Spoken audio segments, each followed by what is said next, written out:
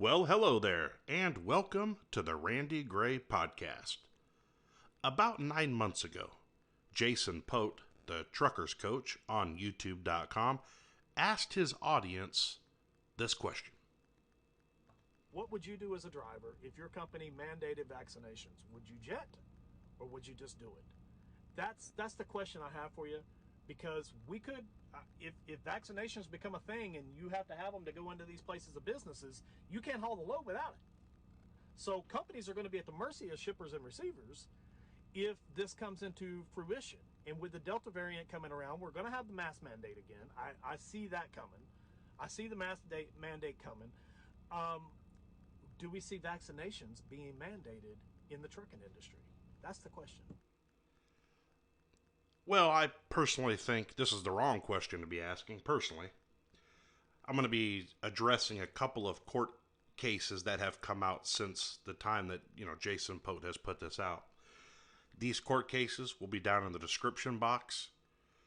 Feel free to read them, come up to your own conclusions.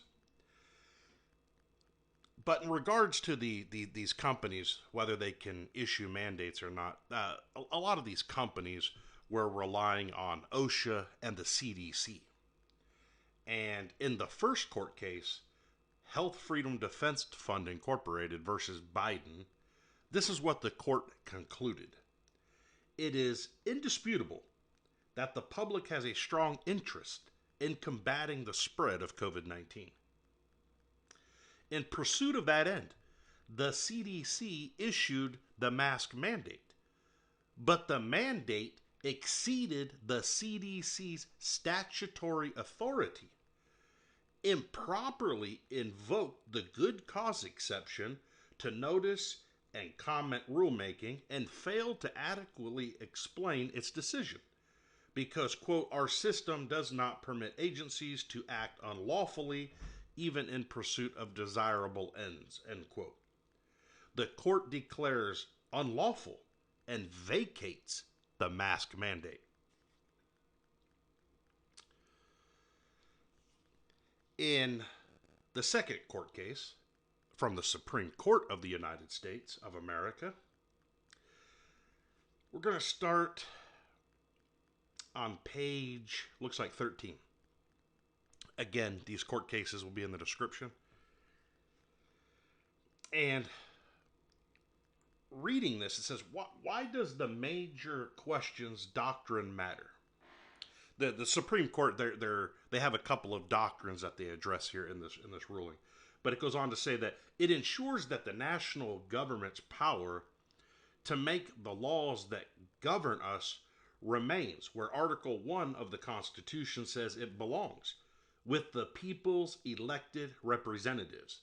If administrative agencies seek to regulate the daily lives and liberties of millions of Americans, the doctrine says that they must at least be able to trace that power to a clear grant of authority from Congress.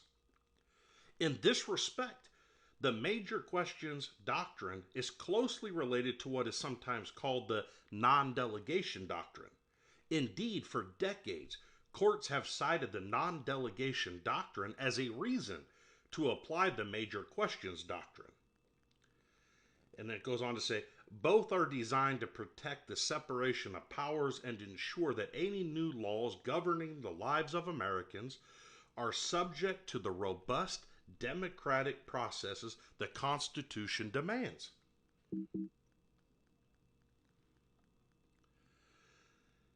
And then the non-delegation doctrine ensures democratic accountability by preventing Congress from intentionally delegating its legislative powers to unelected officials. And that sometimes lawmakers may be tempted to delegate the power to agencies to reduce the degree to which they will be held accountable for unpopular actions. And then it goes down here to the major questions doctrine serves as a similar function by guarding against unintentional or otherwise unlikely delegations of the legislative power. So a little similar. Now, but the court goes on to say that Whichever the doctrine, the point is the same. Both serve to prevent government by bureaucracy, supplementing government by the people. The question before us is not how to respond to the pandemic, but who holds the power to do so. The answer is clear. Under the law as it stands today, that power rests with the states and Congress, not OSHA.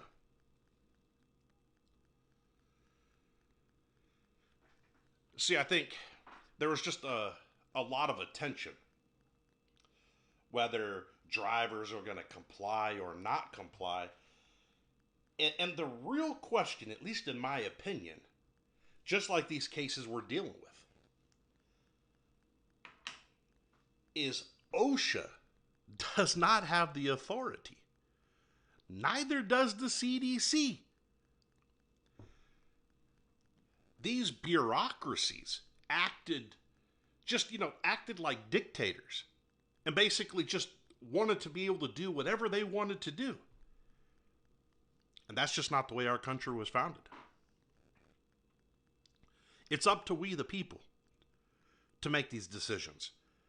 Not all these various bureaucracies like the CDC and OSHA. They all acted unlawfully and way outside of what they were, of being allowed what they can do.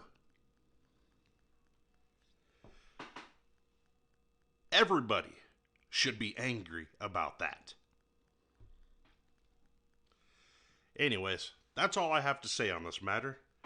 Like I said, the court cases are down in the description. Feel free to check them out for yourself. Have a nice day.